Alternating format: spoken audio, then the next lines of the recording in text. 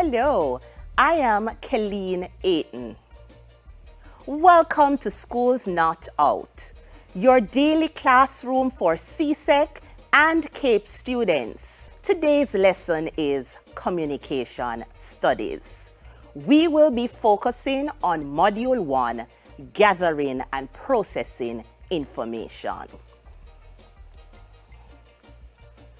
Our objectives from the CAPE Communication Studies Syllabus 2019 require students to be able to determine the appropriateness of data collection methods and instruments, including the use of the Internet as an electronic resource, distinguish between primary and secondary sources, define key concepts, determine the appropriateness of data collection methods.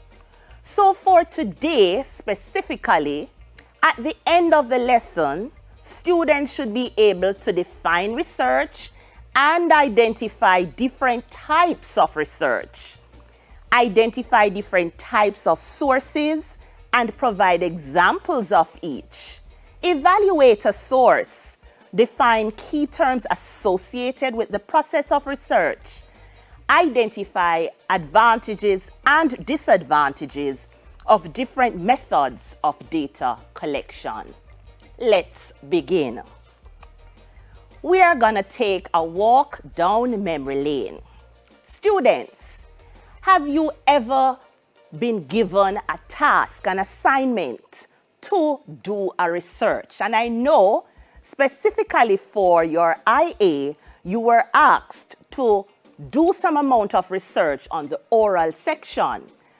So I know what I'm talking about. You have had this experience. So you have this assignment to do. You have that task to complete. And what you're seeing on the screen, you can identify with it. You have used a number of books. You have stayed up all night. You have drunk coffee.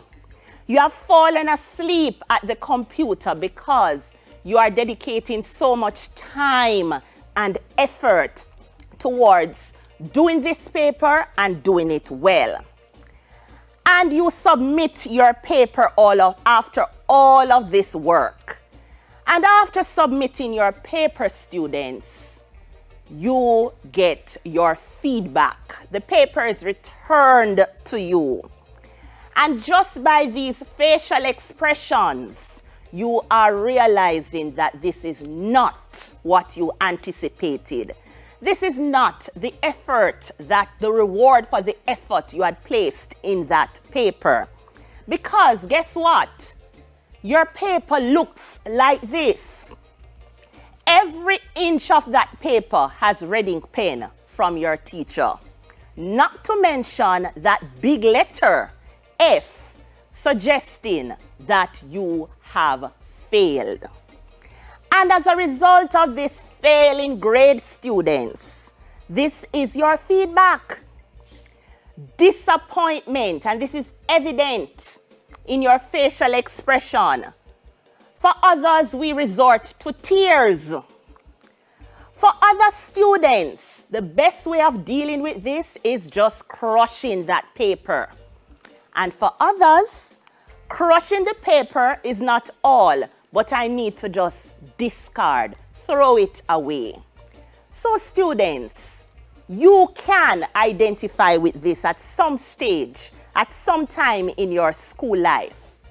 And the questions, the concerns, the statements that you have made as it relates to the paper is, boy, I can never satisfy this lady or this man. I give her work and this is what I get. I can't bother. I'm fed up. Others may look at these statements. What went wrong? Miss, I used sources. I cited my sources most times. I used MLA and APA documentation for variety. I reached the required word limit. I spent a lot of time on this assignment. And furthermore, I got help. So, let's quickly look at what went wrong. You said that you used sources. And yes, but what type of sources did you use? Were they adequate? Were they relevant to your research paper? You said that you cited sources most times. Now let's focus on that word, most. How could you be using sources and not crediting them all the time? You said you used MLA and APA, and both of them are documentation styles. You need to stick to one. So moving forward now, we are going to be looking at what we should do in order to not be disappointed when we get back our grades, because we're going to do it the correct way. So we're going to be focusing on research. When you hear the word research, what comes to mind? Research can be defined as a systematic attempt to prove answers to questions about the relationship between two or more variables. In essence, students, you have a question and you want to find answers. It also involves investigating facts and then formulating a generalization based on the interpretations of those facts. What am I saying? So when it comes on to research, we must base our findings on factual information. It cannot be hearsay. It cannot be how we feel or what we think solely and wholly about the topic. It must be substantiated by facts. So what types of research methods are there? We have what we call quantitative research and qualitative research. All right? What are the differences between them? When you involve in quantitative research, it is statistical in nature. In essence, you are using figures. For qualitative, it is more theoretical in nature. Let's go again. Quantitative. It focuses on what can be counted, what is measured, and what is quantified. Remember, we said we are using numbers. While qualitative focuses on what may be inferred, what may be deduced from behavior. Quantitative, again, uses a representative and large sample. So here we are thinking about maybe a questionnaire to use, while the qualitative uses a smaller but informative sample. And lastly, quantitative describes data collected. So it describes data collected, while for the qualitative, it makes interpretation on the data collected. So examples of quantitative research that you may be involved in are descriptive research or correlational research, or for qualitative, it could be something historical in nature or ethnographic. Let's talk about our sources. We said, students, I said earlier, that we must be using factual information. It is not something that we are not making our research or developing our research paper based on our personal feelings. So we must find sources, and I'm going to add reputable sources. Sources here, research resources, are usually thought of as primary and secondary. What is the difference between primary source and a secondary source? When we talk about primary sources, we're talking about first-hand records of an event. They are written, created, or recorded during the period under investigation. So in essence, the researcher is finding that information, getting that information firsthand. You're going out in the field and you're getting that information yourself. For the secondary, they are usually written, or produced after the event that they purport to comment on. So somebody else has already gone, done that research, have it documented, and you are going to use this now as factual information to prove the answer to whatever research question you are looking at. So let's look at some examples of primary and secondary sources.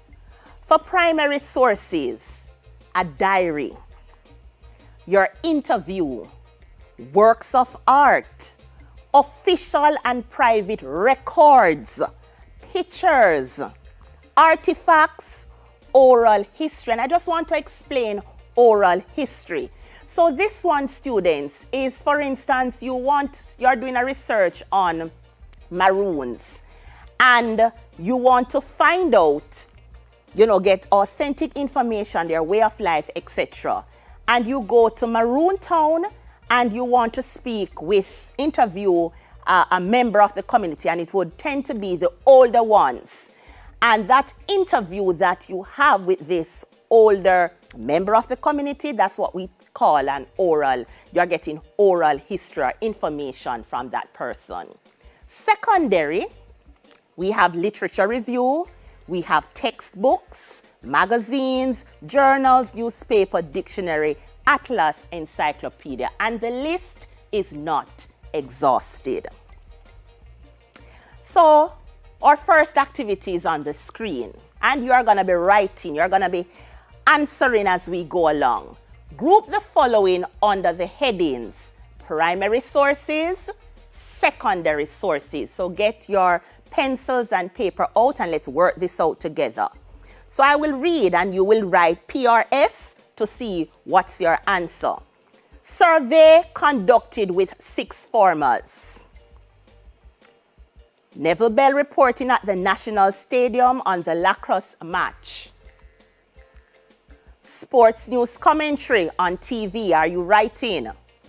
Geography textbook. CXC results data sheet on passes in communication studies for Jamaica. Mrs. Beverly McDonald's class register. So you should have your answers here. Let's go to the reveal. So on the primary, you should have written the survey. Neville Bell reporting, remember he's live and he's telling us what's happening. The CXC results data sheet, the class register. And for secondary, the sports news commentary on TV, remember that would be after the fact that the match has been played, the commentary is made, and then you are going to use that commentary. So it becomes secondary and your geography textbook. Let's look at evaluating sources. It is important, students, that we evaluate our sources.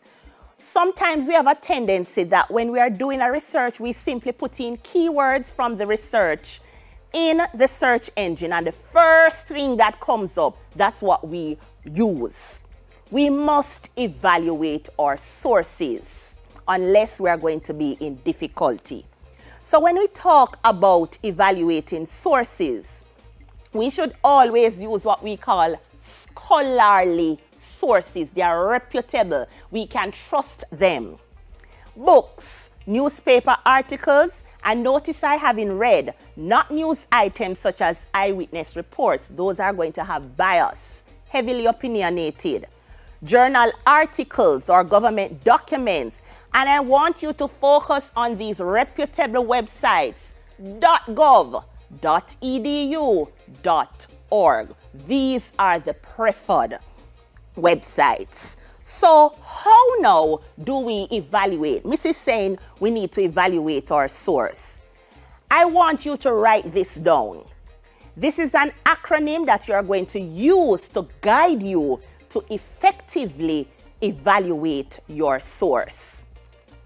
Follow these steps. When you find a source, students, you are going to use the TARP approach. The first letter is T, and that stands for time. You must look at the date of the article. We want information that is current. So we have to check how long this has been produced. The timelines tend to be 5 years. Some books will tell you up to 10, but we do not pass that 10, go beyond 10. Please remember though, if you are doing a historical research, some of your sources may be beyond the 10 years. So it depends on the nature of your research. Author, so we are on to the first A. It is imperative that we investigate the author or authors of these documents. We want to know, students, that they are qualified to write about the issue that they have produced. You want to look at their credentials, their qualification, their level of qualification, and not just their level of qualification, right? So you could have a doctorate, you could have a master's, but the area in which you have that qualification is not the area in which you're writing about. So check that out.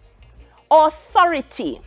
You want to ensure that whatever references are made to other authors or other organizations, that they are knowledgeable on the topic. You can trust them too. Relevance. Please ensure, students, that whenever you choose an article, right, or whatever you're using as your source, that it relates to the topic at hand, not just a little sentence in there, but you can get substance from that article, from that source, to answer your question. Perspective, we want balance. And so you need to ensure that your source is unbiased. It is objective. It's not forcing you. They present their findings. All right? It's not forcing you to believe it's not argumentative. And so the last one is purpose. You need to know the purpose for which that article was written. For instance, if it was written to entertain, then it may not be the best piece to use for your research. So remember, the TARP approach is crucial in helping you to evaluate your source. And just a few other things that you should bear in mind as you evaluate your source. Ensure there's a bibliography or a reference list. We must credit, right? You have to show that there should be evidence that research was carried out and they have acknowledged the persons, the bodies, the organizations that contributed to this paper. Place of publication, evidence of bias, we don't want that. And we need to check that the site is reputable if you're using an internet source.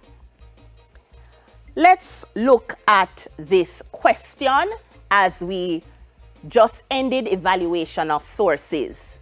Patrick, a 50-year-old man, witnessed an accident and gave this report to the police. I was on my way to church with my wife and kids when I saw the car speeding at about 80 miles per hour. The driver lost control and slammed into the Honda, driving in the opposite direction. Myself and 2 other passers-by assisted the driver and his wife and 2 children from the car. We rushed them to the hospital. Let's look at the questions. Which of the following could not be a source of data about the accident? Patrick's wife, the driver of the Honda, the police officer, the passerby. So your answer should be, students, which one is not? That should be the police officer, because based on the prompt that we got, we were not informed of a police officer being on the scene. All right. Patrick is a source of information about the accident. Why? Because he's an eyewitness, because he's a Christian. He rushed the driver to the hospital. He knew how fast the driver was driving. Why is he a source of information? The best answer would be because he's an eyewitness. So let's go on to some key terms that you should be familiar with. And sometimes students, you still have a little difficulty deciphering what these are. So you should be familiar with credibility, reliability, validity. When we consider a source to be reliable, what are we talking about? We are simply saying it can be depended on to be consistent. So we are talking about consistency for reliability and that it can be trusted. Credibility now means that it can be believed and it can be accepted, while validity is evidence that is relevant to the issue. So we are talking about relevance here. It can be supported and it is convincing, logical, and irrefutable. Another definition that I want to point out is context. I find out that students shy away from this, particularly when answering it for the internal assessment. When we talk about context, students, it's simple. We're talking about the circumstances out of which the writing emerges. And think of these three questions: where, when, what. Where could be a literal place where the study was conducted. Was it China? Was it France? Was it Italy? When? So the time period we're talking about, was it during the Industrial Revolution, for argument's sake? What?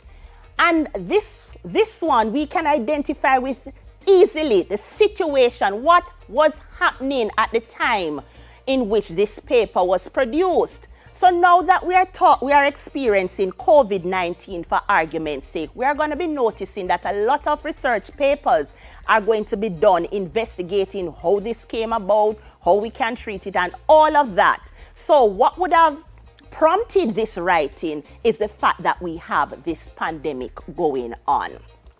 All right, so current events can prompt our writing. Data, instrument, and instrumentation. You know that data refers to the information we get from the information researchers obtain on the subjects or from our sample. The instrument is what we use, or the device that we use to collect the data, such as your questionnaire, right? For instrumentation, we mean the process that you diligently follow to collect your data. So let us not forget these terms. And let's do the second activity. In a recent discussion among some sixth form college students, the issue of social media as a source of information came up for debate. Some of the members of the group felt it was a new and useful tool, while others warned against its danger. We're talking about social media. Number one, which of the following would best characterize the information which a researcher may get from Facebook and Twitter? Is it the accuracy? Is it the credibility? Is it the reliability? Or is it the currency? Facebook, Twitter, which of these? Definitely, students, bearing in mind that these are social media platforms, it would have to be the currency. That's what. All right, so two, which of the following would affect the validity? We are using back these words that I just defined. Would affect the validity of any information gathered from social media. So one says, posts are opinionated. 2, posts may be about past events. 3, posts may be written by non-experts. Work quickly. What would be your answer? We are looking at the validity of the information from social media. By now, you should have come up with your answer, which is 1 and 2. Posts are opinionated and they may be written by non-experts. We're heading into methods of data collection. So this is what we use to gather our information. Now, on the screen here are 3 primary methods of data collection, and you need to know the advantages and disadvantages of each. Now, an interview, students, you know that is conducted. It may be face-to-face. It could be telephone. It could be online. You're using Skype. You're using Zoom, for example. Questionnaires, they can be self-administered, so the researcher comes in person and distributes, and or it may be mailed. So this could be through the post, it could be email. Observation too, and we're going to be talking about participant and non-participant observation. So let's quickly go through our advantages and disadvantages of interviews.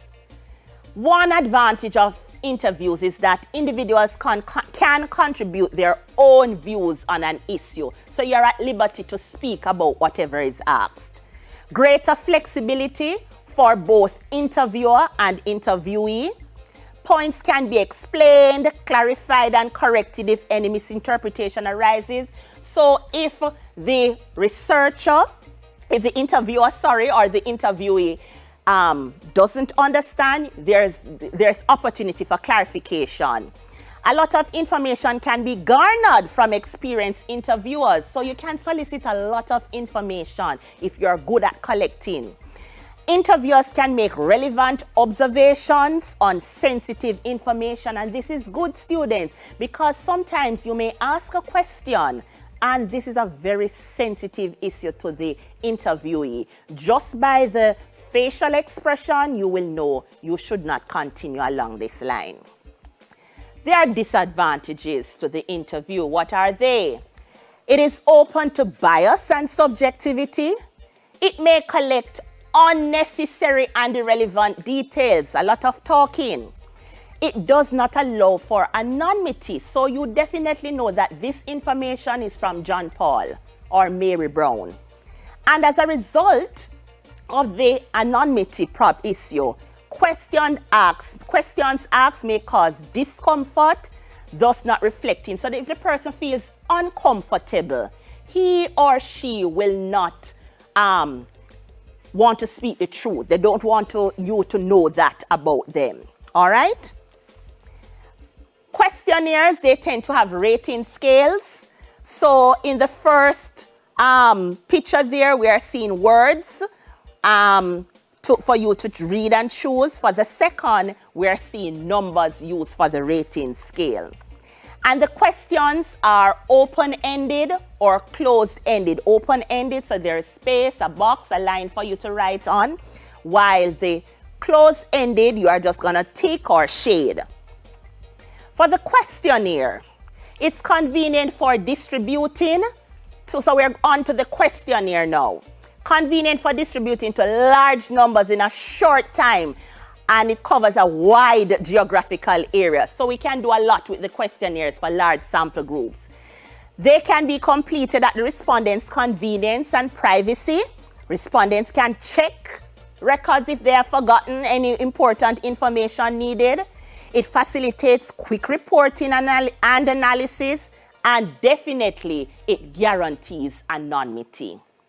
On the other side, though, students, what are the disadvantages? It limits the scope of asking probing questions. It's inflexible. The items are forced choice. They usually limit the kinds of info that can be elicited. They have short spaces for responses, lower response rate. And our last is the observation. It allows for collection of primary data in a natural setting. Researchers are better able to appreciate and understand the factors. It can give high return of data. It can be an unobtrusive way to collect data if the researcher is taken as one of the group and is discreet in recording. The disadvantages, though, reactions of respondents may be misinterpreted.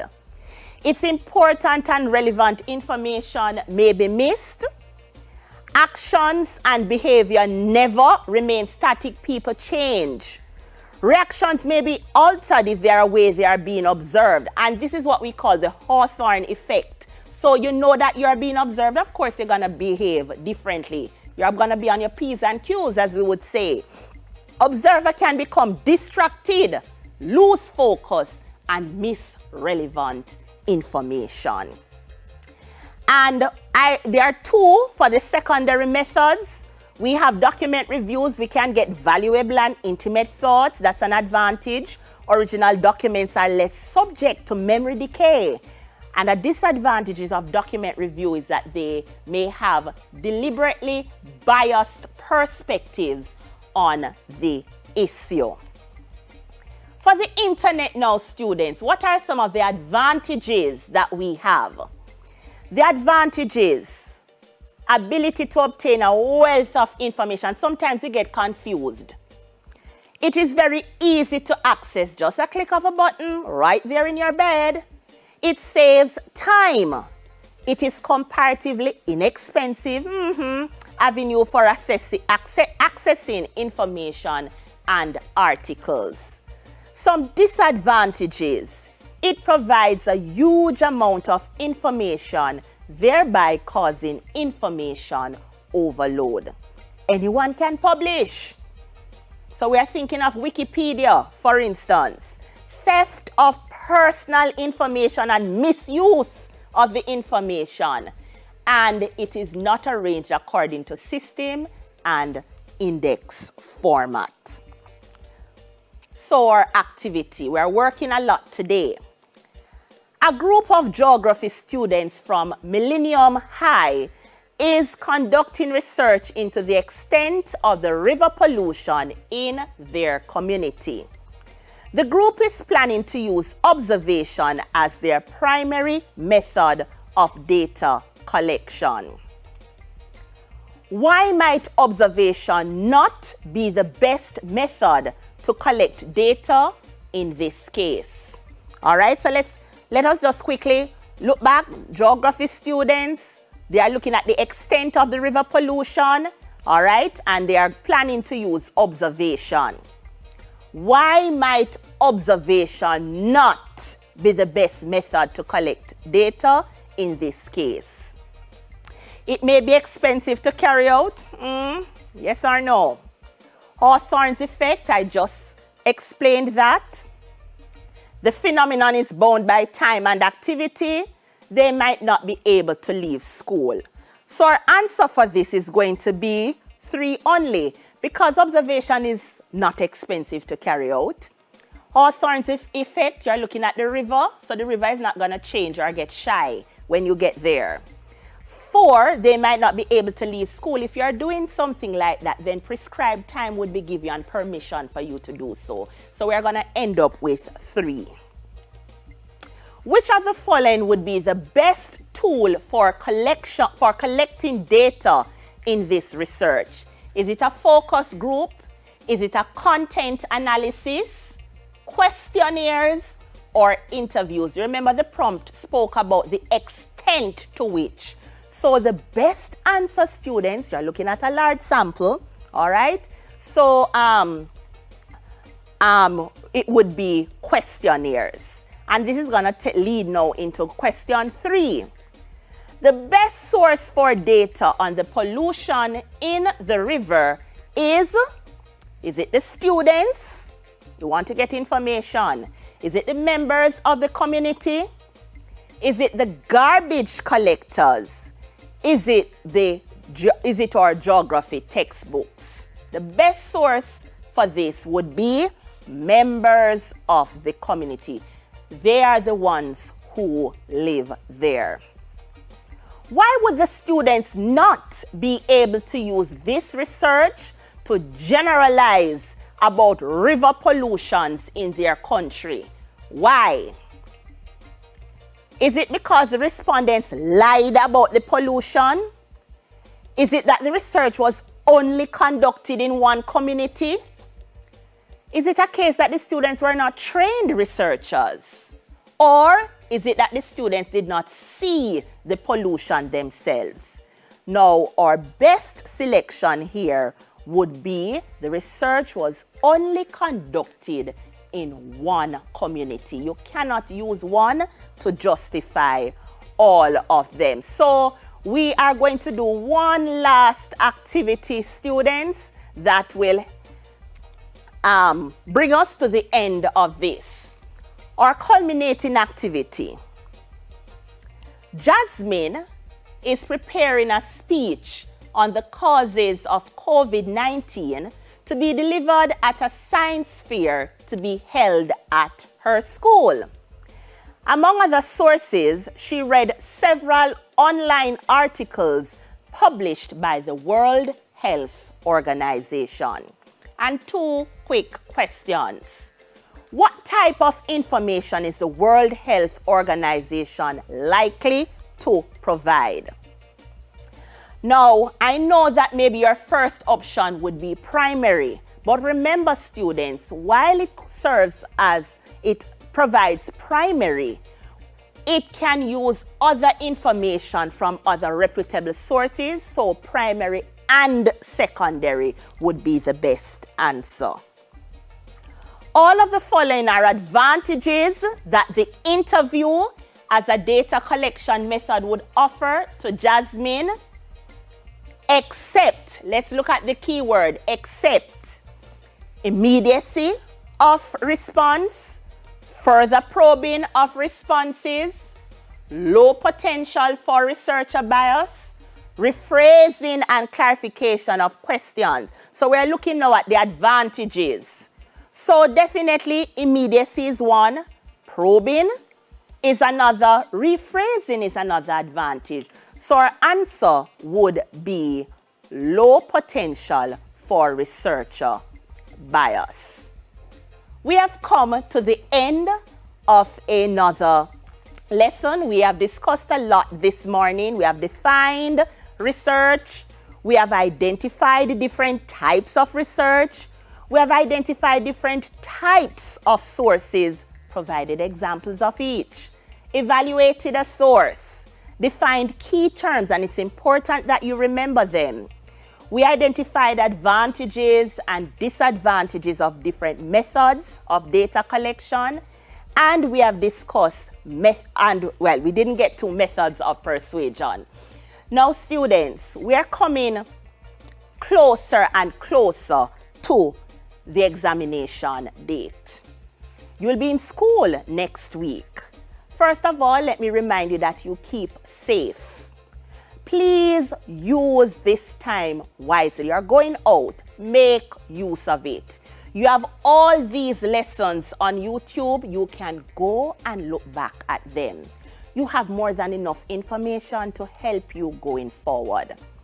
Let me wish you all the best, students. Remember, read your questions carefully. This is multiple choice, wrong or right? So you must read your questions carefully. Do not leave any blank spaces on any shading blank. If you're even going to go back there, students, make a note that you go back after you have ended. Read your questions carefully. That's all for today on CAPE Communication Studies. We hope you grasp some of the points we discussed. Until next time, I'm Kelleen Ayton.